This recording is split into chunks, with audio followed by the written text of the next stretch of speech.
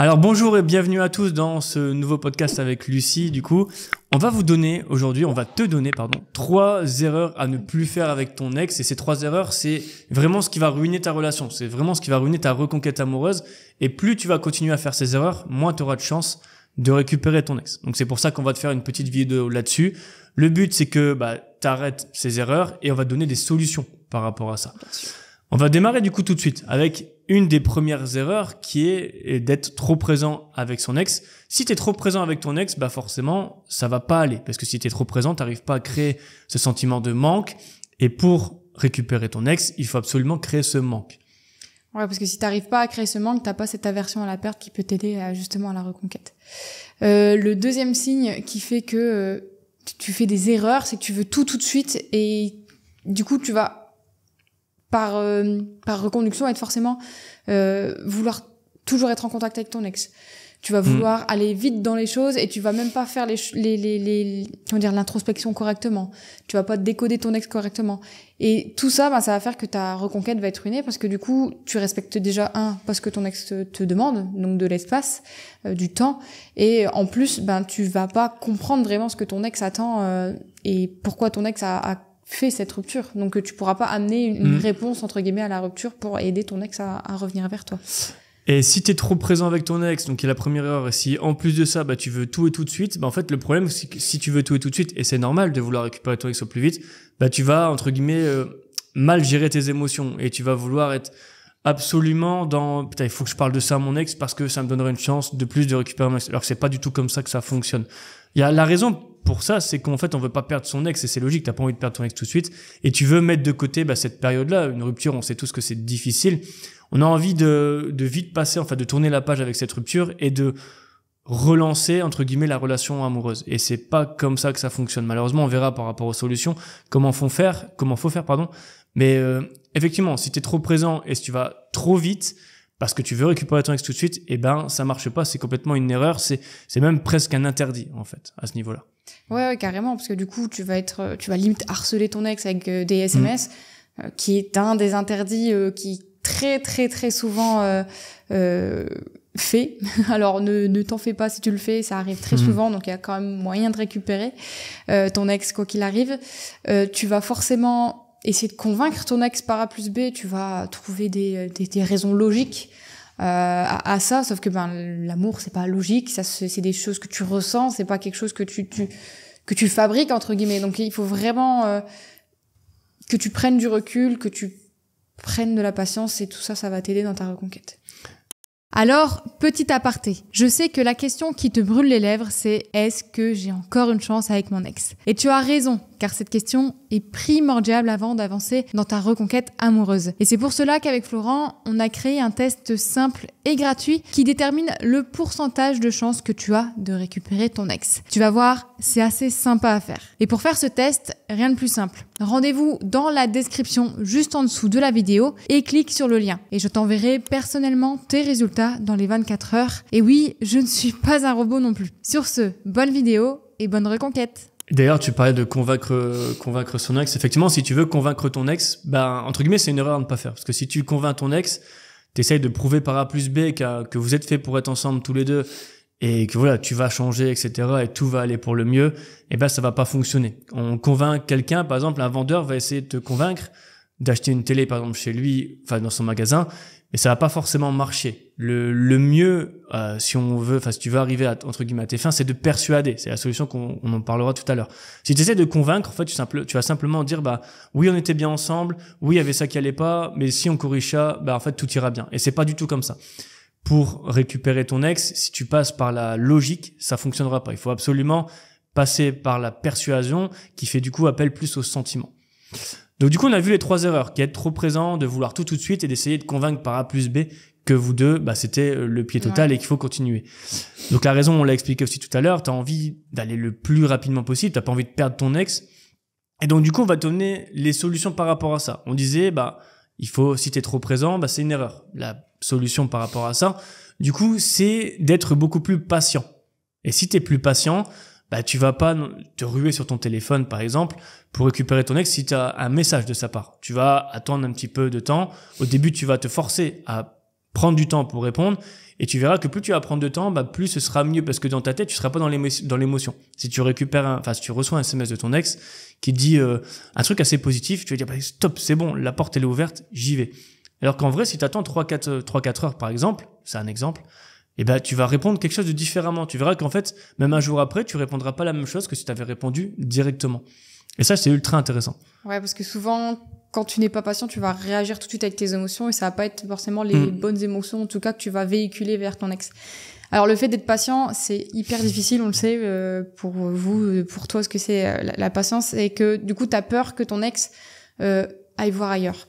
Mais le truc, c'est que si tu n'es pas patient, ton ex va forcément aller voir ailleurs parce que, tu ne lui donnes pas ce qu'il veut, tu lui donnes pas les changements dont il a besoin pour se voir ou pour essayer d'obtenir en tout cas cette seconde chance avec ton ex. Donc on sait que c'est dur d'être patient, on sait que du coup dans ta tête tu vas te faire des films mais beaucoup Spielberg limite, mais vraiment c'est une chose clé, il faut savoir que une reconquête, c'est vraiment un marathon, c'est pas un sprint. Si tu fais un sprint, ça veut dire que les changements que tu vas opérer pour récupérer ton ex, ça va pas tenir sur la longueur. Que le fait de revenir comme ça aussi vite avec ton ex et que vous retentez aussi vite, les erreurs vont toujours revenir et ça va pas fonctionner et ça va pas fonctionner dans le temps. Et nous, on veut pas que vous reformiez un couple que pour quelques semaines. On veut que vous reformiez un couple solide, qui soit sain et qui va être dans la durée.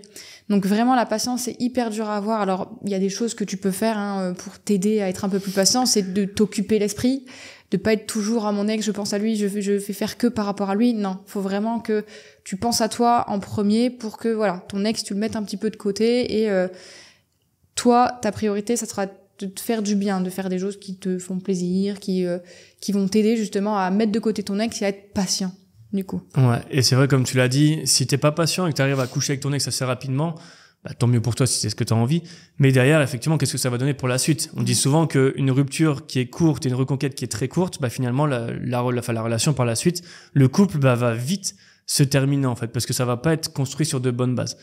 Ça c'est ultra important et ça me fait penser aussi du coup la deuxième solution qui est une reconquête, c'est pas un sprint, c'est un marathon. Si tu veux récupérer ton ex au plus vite, effectivement, tu vas en fait tomber droit dans un mur. Tu vas vite foncer et tu vas t'épuiser parce que tu auras envoyé beaucoup de SMS, tu auras été dans tous les sens pour essayer de convaincre justement ton ex par A plus B, sauf que c'est pas du tout ce qu'il faut faire. Une reconquête, c'est vraiment un marathon où petit à petit, tu vas mettre en place ta stratégie pour te rapprocher de ton ex, mais vraiment petit à petit. Et ce qui est intéressant là-dedans, quand tu fais preuve de patience et que justement tu prends ta reconquête comme un marathon, c'est que tu vas montrer du respect vis-à-vis de ton ex, du respect vis-à-vis de sa décision de te quitter, par exemple, si c'est le cas, mais aussi faire preuve de maturité. Ok, tu t'es fait quitter, mais c'est pas pour ça que tu vas t'effondrer et te mettre au pied de ton ex. Et c'est là où c'est intéressant. Et quand tu le prends, quand je disais tout à l'heure que c'est un marathon et que tu prends, entre guillemets, tu mets en place ta stratégie, tu places, entre guillemets, des billes un petit peu partout. Faut vraiment le voir comme ça. Où il y a ton ex, c'est la cible, et toi, tu vas essayer, justement, d'envoyer une lettre de reconquête et mettre les bonnes choses, les bons ingrédients dans ta lettre de reconquête qui vont donner une émotion positive à ton ex et va, entre guillemets, redorer ton image. Pareil, tu vas mettre en place une sorte de stratégie par SMS, donc tu vas plus envoyer les mêmes SMS, tu vas envoyer des SMS plus courts, par exemple, des SMS plus émotifs, et donc du coup, pareil, tu vas redorer ton image vis-à-vis de ça, et tu vas mettre en place d'autres choses. Par exemple, si tu es en rendez-vous avec ton ex, si tu as cette chance d'être en rendez-vous avec ton ex, tu vas pas te comporter de la même façon. Et tous ces petits changements, en fait, vont faire en sorte que, à la fin, tu seras pas essoufflé comme dans un marathon au bout du 42e kilomètre, mais tu seras encore en forme et tu arriveras à conclure. C'est vraiment ça qui est intéressant. Sprint, tu t'essouffles, marathon, tu vas sur la longueur, tu vas sereinement et c'est beaucoup mieux. Ouais, on peut même le comparer aussi par rapport aux émotions que tu vas ressentir quand tu fais un sprint. Tu vas faire tes émotions, ça va être dans tous les sens. Un jour, tu vas être content parce que tu auras une réponse. L'autre jour, tu seras pas content parce que ton ex va t'ignorer. Puis après, tu vas réussir à le revoir. Puis, ça va être les montagnes russes, mais pas forcément dans le bon sens. Du coup, tu vas aller à droite, à gauche, tu vas faire n'importe quoi en vrai, parce que du coup, tu sais pas encore vraiment ce que tu veux, tu sais pas ce que ton ex veut, tu vas être perdu en fait. Tu vas tenter des choses, mais tu vas te prendre des murs. Et des fois, il y a des choses qui vont fonctionner, mais pas forcément dans la longueur en fait. Donc tes émotions, ils vont un peu passer partout et tu vas être essoufflé à la fin et tu vas t'épuiser émotionnellement. Alors que le marathon, quand on parle de marathon, c'est que émotionnellement, voilà, tu vas être posé, tu vas être calme, tu vas avoir du coup tu reprends le contrôle. Ouais, tu vas reprendre le contrôle de tes émotions, mais aussi de ta relation, parce que tu vas plus être crescendo comme ça, elle m'a répondu, mais non, ça va être vraiment plus calme, comme la mer en fait. Tes émotions vont être agitées si tu vas aller trop vite, alors que quand c'est plus calme, bah tu vas y arriver plus facilement, sans t'essouffler, parce que si après tu t'essouffles, ça va redevenir un peu si finalement vous êtes revenus en tout cas ensemble, après ça va vite revenir la routine, parce que justement t'étais trop essoufflé mentalement, donc tu vas plus savoir revenir. Alors que voilà, si tu fais vraiment le marathon, que tu poses les choses et que tu prends ton temps, bah ça va être comme la mer quand elle est calme, tu vas y aller doucement, tu vas ramer, mais tu vas y arriver tout petit à petit. C'est con, depuis tout à l'heure, on parle d'émotion en fait. Quand on dit être trop présent, vouloir tout de suite, au final on parle d'émotion. Parce que si tu contrôles pas tes émotions, effectivement, comme l'a dit Lucie, c'est un peu une mer ultra agitée où t'as des vagues, tu vas te prendre des vagues au final, enfin des fois ça va être calme et c'est très bien, des fois tu auras des vagues parce que ton ex t'aura envoyé quelque chose qui te plaît pas. Alors que si tu le vois un petit peu comme un marathon, effectivement, faut que, entre guillemets, on va imaginer ça, la mer est calme et toi tu avances petit à petit vers la destination. C'est aussi simple que ça. Et la destination, c'est une île paradisiaque, c'est ton ex. Ouais. Et donc c'est vraiment important dans la gestion des émotions. Encore une fois, t'es pas le seul certainement à faire les erreurs. Si tu les fais, il faut gérer ça. Il faut gérer ça. Ok, t'es triste. Ok, bah t'as envie de parler à ton ex, t'as envie de revoir ton ex, la prendre ou le prendre dans tes bras. Mais pour y arriver, la solution, c'est de prendre son temps et d'être tranquille. Si t'es serein dans ta tête, bah tu seras serein dans tes messages et t'apparaîtras pas quelqu'un d'impatient vis-à-vis de ton ex. T'essaieras pas de convaincre ton ex par A plus B. Parce que convaincre son ex par A plus B, jusqu'à preuve du contraire, ça marche pas dans 90% des cas. Donc on te le conseille pas. Nouvel aparté, et je suis désolée de t'interrompre de nouveau, mais j'ai une annonce de la plus haute importance à te faire. Certains d'entre vous ont cette volonté et cette motivation de mettre toutes les chances de leur côté pour reconquérir leur ex, et je comprends tout à fait. Et si tu fais partie de ces hommes ou de ces femmes qui veulent ne pas laisser le hasard s'occuper de leur reconquête, tu peux faire le choix de rejoindre notre programme de coaching et d'être accompagné jour après jour pour t'aider à récupérer ton ex. Tout se passe en description. Et si tu veux avoir des renseignements avant de nous rejoindre, tu peux prendre un rendez-vous gratuit avec notre assistant Louis qui se fera un plaisir de répondre à tes questions. Ça nous amène à la troisième technique, la troisième solution, qui est de persuader ton ex. Et pour persuader ton ex, ben effectivement, il y a ce côté un petit peu on redore son image. Si tu envoies des messages qui sont plus dans l'émotion ou bah tiens, t'imagines la dernière série de Netflix qui vient de sortir, est-ce que tu l'as vu? Par exemple, si t'es dans des trucs comme ça, des messages un peu plus positifs. D'une part, tu redores ton image, mais après tu peux aussi envoyer des SMS qui attaquent vraiment entre guillemets ton ex, t'attaques vraiment ta reconquête dans le cœur, on va dire. C'est que si t'envoies des messages genre je suis passé derrière je suis passé devant le restaurant à laquelle on avait souvent l'habitude d'y aller, etc. Je pense à toi, bisous. Juste en envoyant ça, par exemple, c'est un message un peu plus persuasif parce que t'envoies des émotions positives. Ton ex va se remémorer tous les moments positifs que vous avez eu dans ce restaurant. Et donc, c'est bien pour ta reconquête parce que tu redores ton image. Donc, persuader ton ex, c'est à la fois de montrer, entre guillemets, patte blanche, redorer son image, mais c'est aussi envoyer des messages, par exemple, qui vont toucher les émotions de ton ex. À l'inverse de convaincre. Convaincre, tu vas être là en disant, c'était bien, il faut qu'on continue. Et c'est pas comme ça que ça fonctionne. Ouais, persuader, c'est aussi, par exemple, montrer les changements que tu as mis en place depuis la rupture. Par exemple, si la rupture, c'était parce que tu te laissais aller, que tu ne faisais plus rien, que t'avais plus vraiment d'objectif, le fait de t'en retrouver un, de te remettre dedans, d'y aller, de pas rester dans le négatif et ne pas rester affalé dans ton canapé, en fait, tout ça, le fait que tu te relèves, que tu te battes pour quelque chose qui n'est pas forcément ton ex va forcément le savoir. Ne t'inquiète pas, ton ex ne va pas ne plus jamais parler de toi quoi qu'il arrive. Il aura forcément des échos de toi que ce soit par des amis communs, que ce soit par vos enfants, même s'il faut pas les impliquer dans la relation, les enfants, quoi qu'il arrive, parlent. Donc, ton ex aura toujours un regard sur toi quoi qu'il arrive. Donc, quoi que tu fasses, ton ex sera au courant. Donc, le mieux, c'est de faire des choses vraiment positives pour toi qui vont, comme l'a dit si bien Florent, redorer ton image.